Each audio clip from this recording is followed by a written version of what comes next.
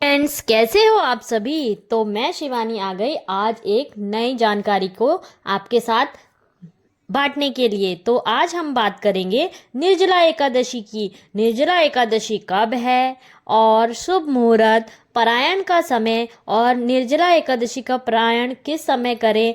निर्जला एकादशी 6 जून को मनाएंगे या 7 जून को मनाएंगे। तो आइए जानते हैं कि सही समय 6 जून को प्रातः 2:15 से शुरू हो रही है निर्जला एकादशी और इसका समापन होएगा 7 जून प्रातः 4:47 पर हो रहा है।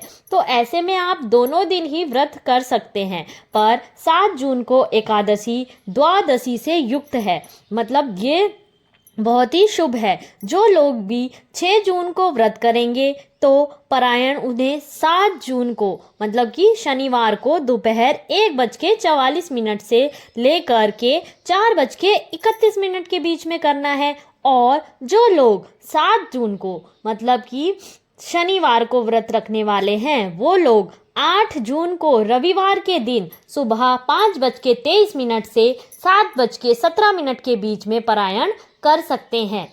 यदि आप साल की सभी एकादशियों का व्रत नहीं करते हैं, केवल निर्जला एकादशी का ही व्रत करते हैं, तो आपको 7 जून को व्रत करना चाहिए। ये तो हमने जाना कि निर्जला एकादशी कब से शुरू है, कब खत्म है और किस दिन आपको व्रत रखना चाहिए। तो अब हम जानेंगे कि एकादशी होती क्या है। थोड़ा सा एकादशी के बारे में भी मैं आपको बता देती हूँ। एकादशी जो कि हरितोष व्रत भी कहा जाता है, और जो ये निर्जला एकादशी है उसको तो क्या कहते हैं, भीमसेन एकादशी, जो कि सभी एकादशियों में सबसे बड़ी होती है। और इसका व्रत थोड़ा कठिन होता है सभी एकादशियों से, क्योंकि इतनी गर्मी पड़ रही है, गर्मी में होती है और इसमें क्या निर्जल रहना पड़ता है। यह व्रत निर्जल रहना पड़ता है रात को भी, और सुबह उठकर इसका पारायण किया जाता है। निराहार रहकर व्रत करना होता है, तभी यह अच्छा होता है। निर्जला एकादशी भगवान विष्णु की को प्रसन्न करने के लिए यह व्रत किया जाता है। जो एकादशी व्रत रहते हैं वो परम धन्य हैं, जो कि हरितोष व्रत है। जब एकादशी व्रत का नियम थोड़ा जान लेते हैं, चलो इसका जो नियम है थोड़ा वो जान लेते हैं।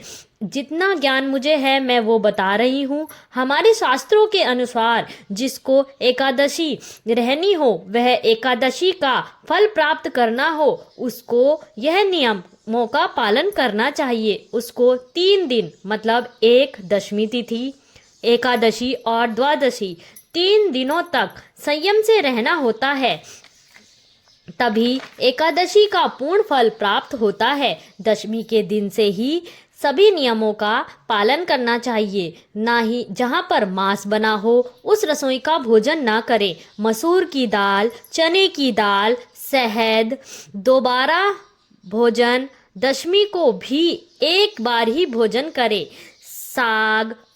साग वगैरह ये सब नहीं खाना है। फिर एकादशी के व्रत के दिन को भी आप जल ना पिएं और कोई फ़ोन में गेम वगैरह ना खेलें, केवल भगवान का नाम ले, उनका ध्यान करें तो ज़्यादा अच्छा होगा। व्रत के दिन आपको सोना भी नहीं चाहिए, रात में भी जग कर जागरण करना चाहिए। जैसे एकादशी का आप व्रत रखते हैं उस दिन हो सके ज़्यादा से ज़्यादा रात में भी जगें और भगवान का कीर्तन भजन करें। ज़्यादा फालतू ना बोले, मौन ही रहना है, ज़्यादा फालतू भी नहीं बोलना है। किसी की भी चुगली नहीं करनी है, चोरी, ईर्ष्या और किसी को भी दुख ना पहुंचाए।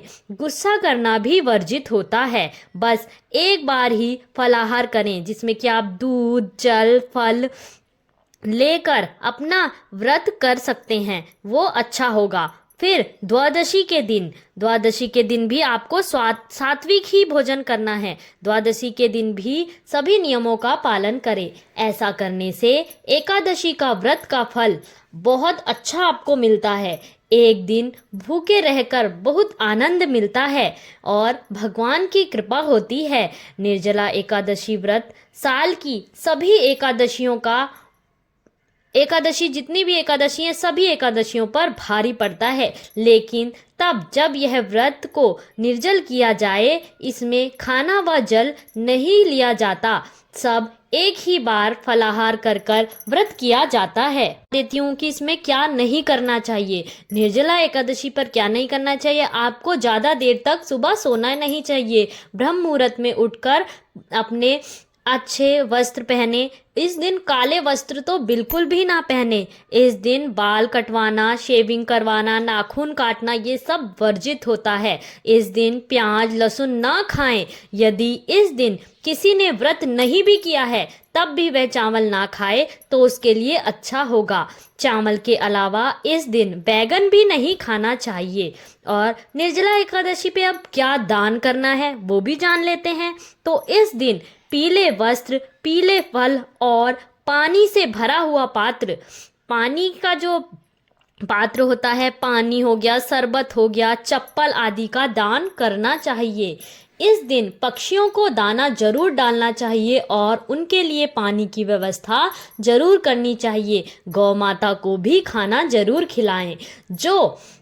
तो दोस्तों, इस वीडियो में दी गई जानकारी आप सबको कैसी लगी मुझे ज़रूर बताइएगा।